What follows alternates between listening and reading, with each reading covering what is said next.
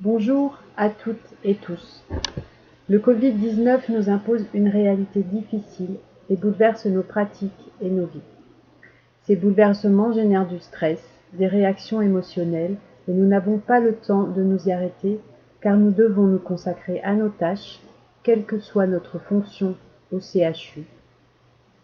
Qu'on soit en service ou chez soi, confiné ou en réserve, nos préoccupations sont grandes.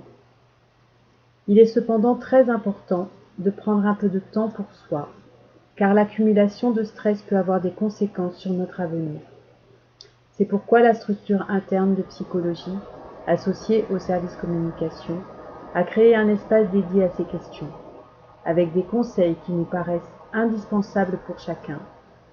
Chacun peut consulter cet espace lorsqu'il le souhaite et d'où il le souhaite. Dans les principales manifestations que nous avons repérées et qui sont signes de stress et de mal-être, en voici quelques-unes. On peut avoir le sentiment de ne pas s'occuper suffisamment bien des patients. On peut avoir le sentiment de ne pas être suffisamment auprès de nos proches. On peut se sentir débordé par la cadence, avoir l'impression d'être dans un rêve ou dans un cauchemar. On peut ressentir un épuisement et paradoxalement moins bien dormir.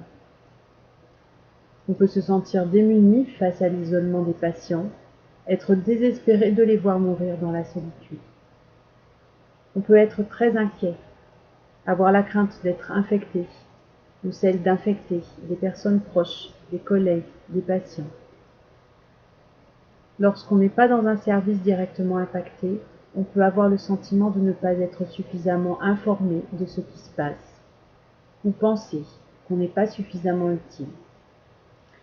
On peut également penser qu'on abandonne les collègues lorsqu'on a terminé notre service ou qu'on est en réserve. On peut aussi ressentir de la colère ou encore se sentir en insécurité. On peut même avoir envie de fuir. Toutes ces manifestations et réactions, et d'autres qui ne sont pas citées, sont tout à fait normales. Vous pourrez vous reconnaître dans certaines et pas dans d'autres. Chacun se défend et fait comme il peut. Face à cette brutalité, nous devons tenir. Aucun personnel ne doit se sentir seul dans cette crise.